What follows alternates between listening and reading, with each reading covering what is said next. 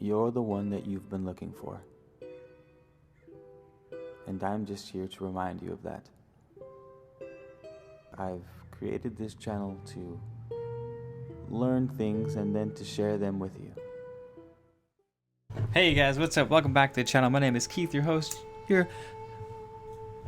man of letters, here to bring you some knowledge, information, and a bit of entertainment. Bashar, I wanted to share with you guys my one of my favorite things that I've learned from Bashar.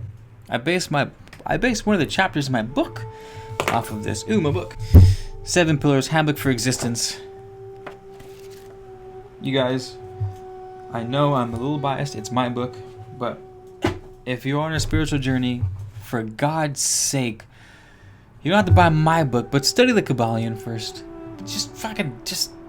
Just read it first, all right? Just read it first, and then move on to your YouTube channels. Even my YouTube channel. My book is based off the Kabbalion, so I've modernized it and given recent modern day scientific articles and evidence and studies and tests that verify these things so that you can make practical use of them every day. But you know what? You could read the Kabbalion for free.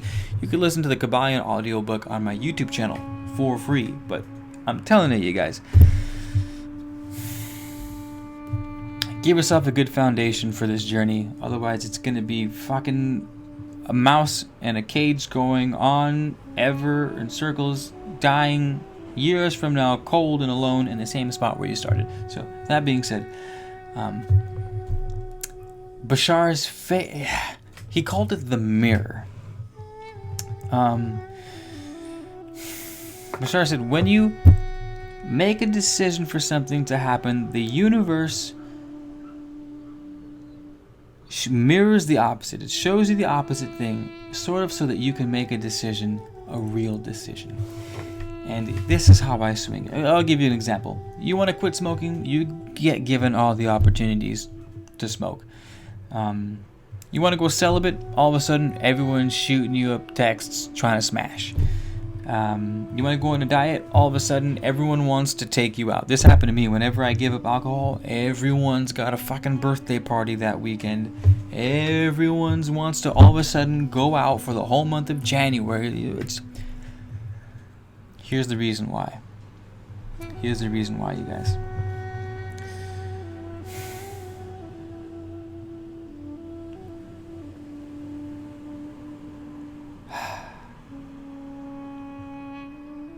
Because there are such things as opposites in the world, we have a chance to experience things. We experience happiness because of sadness. We experience feel-good pleasures by feel-bad pleasures. They define each other and they compensate each other for the swing. Here's an example. When I was a kid, it's really weird. Really weird. Don't judge me. I used to lay on the bathroom floor and make sure it was really cold, like cold bathroom floor, before getting in the shower, nude. So I was cold as I could possibly be, and then I would jump into the shower at the perfect temperature. And the reason why is because I love how good warm water feels. But I noticed, even as a child, because these truths are so inherent, they're so built into the fabric of reality, that I was doing these things without even realizing it. But I knew inherently that I would enjoy the warm water so much more if I was cold first. Such is life. Holy shit, that's life in a nutshell. You know? Like, I tell myself this a lot, that I'm incredibly thankful to have, not that I've ever been poor, but I'm very thankful to start at the bottom and then work to the top. If you start at the top, what fucking fun is life? Where else is there to go? If you start at the top, you have no progression. You have no sense of self-worth. You haven't. If everything's been given to you from day one, you've never earned anything for yourself. Then where's your sense of significance? Your sense of purpose?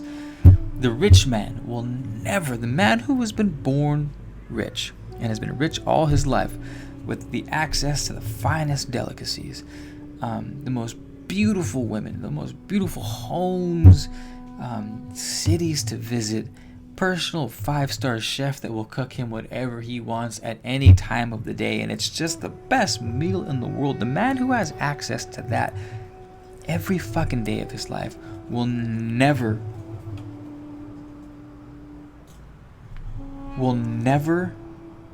enjoy the palate of a beggar.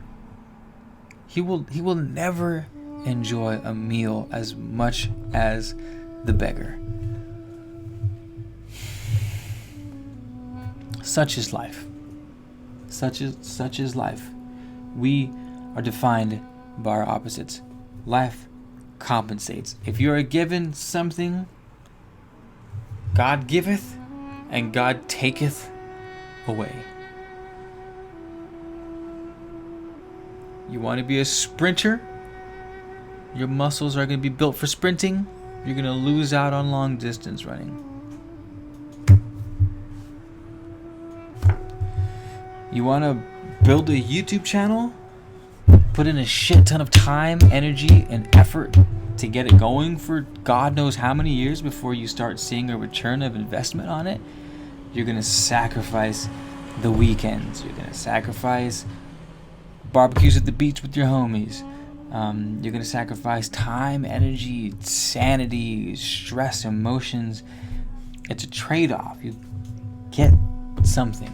Either you can, or you can never get something for nothing. And that's a very long-winded answer to Bashar in saying that the universe mirrors you. Whenever you make a decision for something to happen, the universe will mirror that so that you can prove yourself. If you're, say you want to quit cigarettes. You've tried 10 times and you keep failing. On the 11th time, you go cold turkey. 20 years later, you've never touched a cigarette. Stoked. You were addicted, you pulled through, boom, you fixed your addiction. Go you. Now, second person tries 10 times, fails 10 times, and then I stick him on a deserted island. Obviously, he's not smoking cigarettes anymore. Who do you think is more courageous? Who do you think is the better person? The one who quit cigarettes when every opportunity to smoke them was present? Or the person who quit cigarettes because he was on a deserted island and couldn't smoke for 20 years? Trust me, you guys, you don't want shit to come for nothing to you. You think you do. I a lot of the times think I do. But none of you guys play your video games on easy, do you? I sure haven't. I start off every video game off at normal. As soon as I catch on, boom, I skip hard and go straight to expert, because fuck that. We want to challenge you guys. Diamonds are made from pressure. Muscles, resistance. You can't build muscle without resistance. You can't make diamonds without pressure. You can't increase your lung power without running 10 miles a day and forcing your lungs to work extra hard so that they produce more oxygen for your body. Everything worthwhile is going to require a sacrifice from you. It's going to require a sacrifice. That sacrifice, here's the thing with the sacrifice. If you, one, understand that, two, accept that, then you're in a position where you choose to sacrifice. Sacrifices are going to be made, whether you want them or not. But if you act soon enough, you get to control what those sacrifices are, instead of having those sacrifices being thrust upon you by the universe. Not even by the universe, just by the fucking law. by how shit works out. So Bashar didn't go into that sort of detail on the topic, but he didn't have to. He did it in his own Bashar way, but you gotta prove yourself, you guys.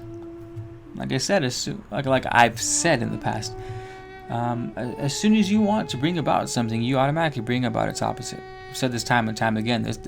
That is the law of polarity. That you cannot have one thing exist without its opposite. So,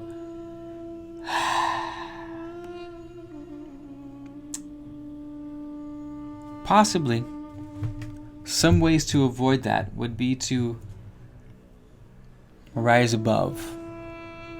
When I talk about the swinging of a pendulum, you can either get caught up in the swing of the pendulum, or you can rise above it and let the swing go underneath you. That's sort of advanced Hermetic teachings. You can find those in my other books, my other videos. But long story short, it's like, this is sort of the idea of non-attachment.